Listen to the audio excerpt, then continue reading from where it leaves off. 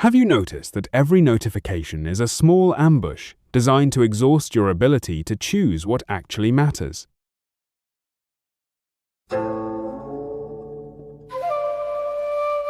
Learn from Eastern ancient wisdom to see the modern world. Ancient Eastern mindsets.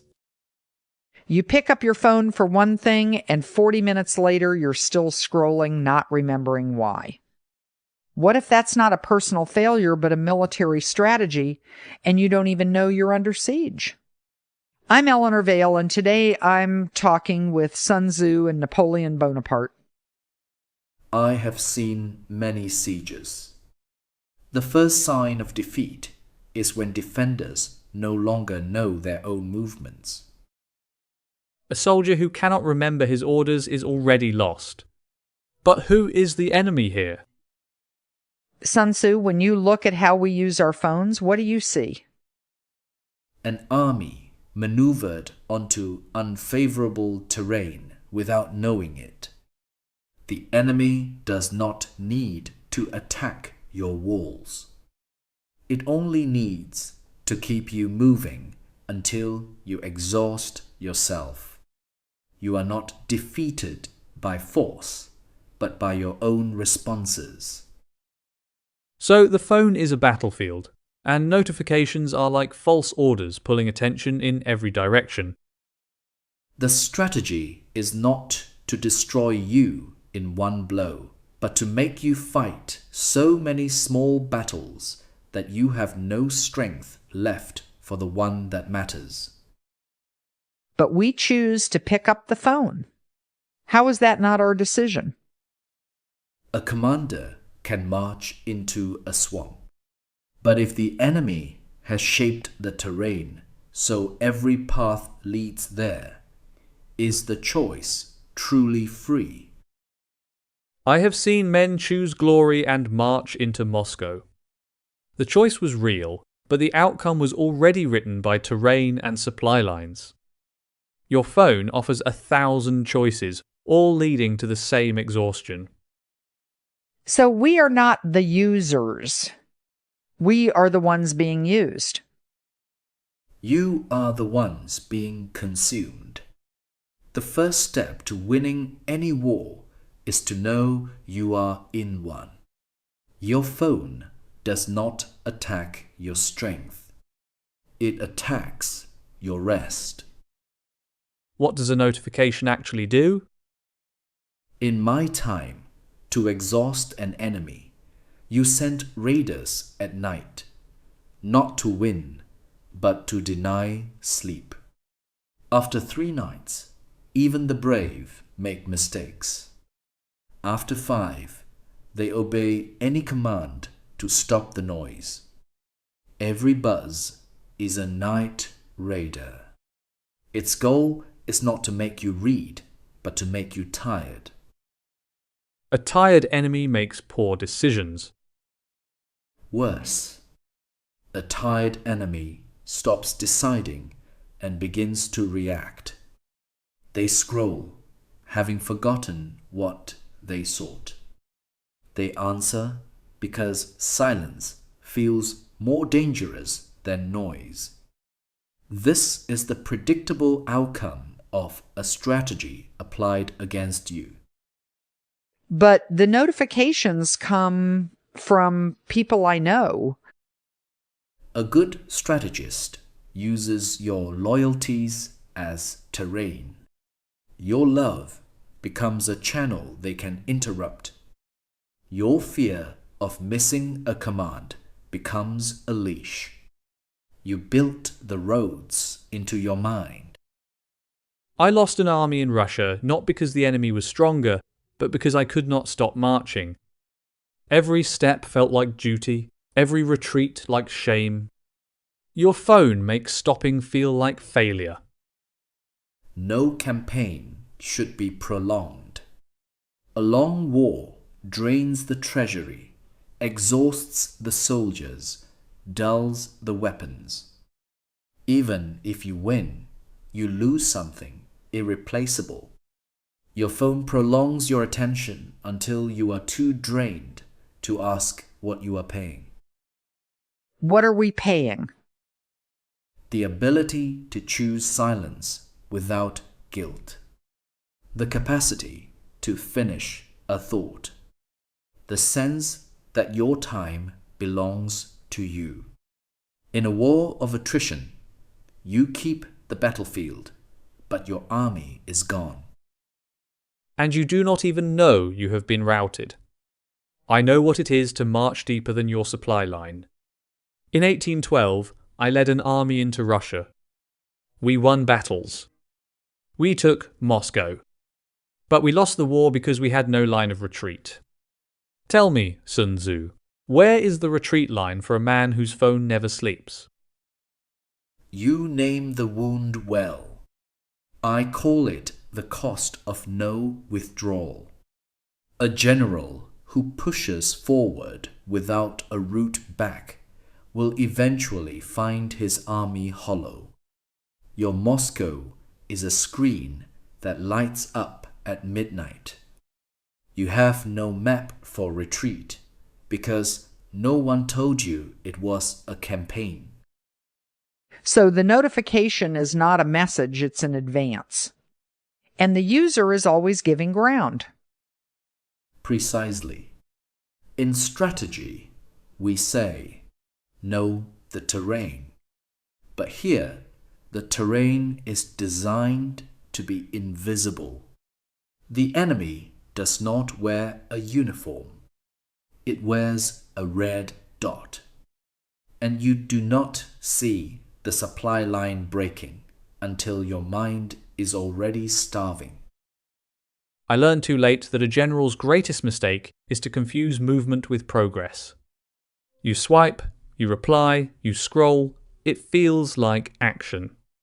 But it is only reaction. And reaction without retreat is not strategy. It is captivity. And the captor asks for nothing but your attention. It is the most patient invader I have ever seen. It does not need to win a battle. It only needs you to never stop fighting. Then what is the first step of retreat when the battlefield is in your pocket? You must do what no soldier wants to do. You must stop and count the dead. Not bodies, hours. Thoughts you did not finish. People you looked at but did not see. That is your casualty report. And from there, you draw the line. Let me bring this to a real night. It's 11:47 p.m. You see 37 unread messages. You don't open them. You just stop. You feel numb, and then you wake up, and the first thing you reach for is your phone. What is that, Sun Tzu? Is that a defeat or a strategy? It is neither. It is the moment a soldier stops believing the battle can end. In my time, a general would call this the breaking of the spirit. The body still moves, but the will has already surrendered. I know this numbness. After a lost campaign, a soldier will sit and stare at nothing. He is not resting. He is empty. But here, the enemy does not even give you the silence of a battlefield. It fills the emptiness with more noise. So the numbness is not peace. It's just a pause in the fighting. Worse, it is the enemy's most efficient weapon. When you are numb, you stop asking where the attack comes from. You stop asking what you are defending. You only react. In The Art of War, I wrote, if you know the enemy and know yourself, you need not fear the result of 100 battles. But when you are numb, you know neither. You do not know the enemy is the design of the notification. You do not know yourself as anything but a responder. And a responder is not a commander. A commander decides. A responder only obeys the next signal. I have seen this in exhausted armies. Orders become reflexes. But a reflex is not a choice. Then, what is the first real choice? Not a trick, not a hack. What is the one decision that changes the terrain? You must name the cost. Not the cost of answering, the cost of not answering. Most people fear missing something. But what have you already missed? The face of your child, the silence of your own mind. That is the true casualty report. Until you write it, you will keep fighting a war where the only victory is more notifications. And then you draw a line. A real line. Not, I will try to use my phone less, a line in time and space. After this hour, the device is dead to me. That is a retreat order. And a retreat, when it preserves the army, is not cowardice. It is the only way to fight another day. So, the first move is not to attack the phone. It's to admit what you've already lost. Yes. And from that admission, you can finally see the terrain. Not the screen, the room you are sitting in, the person beside you, the thought you were about to have before the phone buzzed. That is the ground you must defend. You speak of choosing the battlefield, of avoiding the enemy's strength. But this enemy has no formation, no supply lines you can cut. It does not need to win, it only needs you to never leave. You are right. The old shapes do not hold. In my time, a general could see the enemy's camp, count their fires, know when they were exhausted. This is a war where the enemy is inside your own tent and you feed it yourself. Then, what does a defense even look like? If the enemy is invisible, how do you avoid its strength? You do not avoid the enemy. You avoid the terrain it controls. The terrain is not the screen. It is the moment of stillness before you reach for it.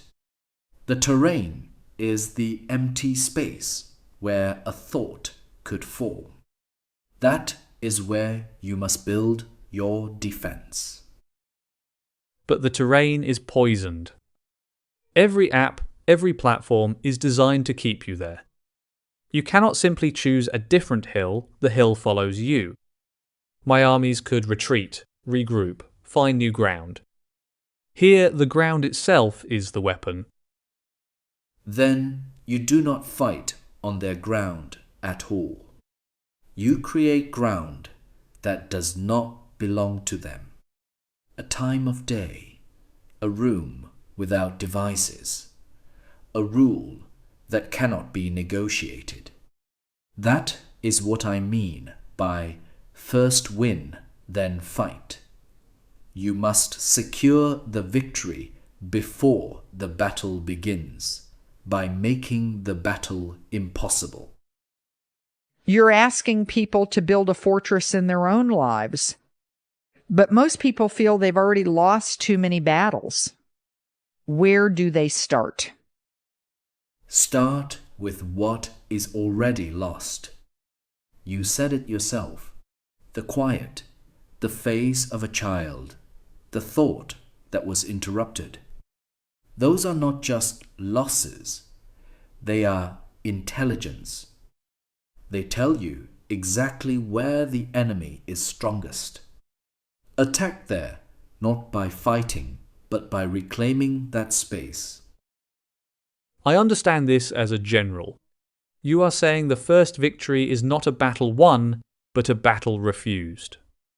But a soldier who refuses to fight still needs to eat, still needs shelter. What is the supply line for this new kind of soldier?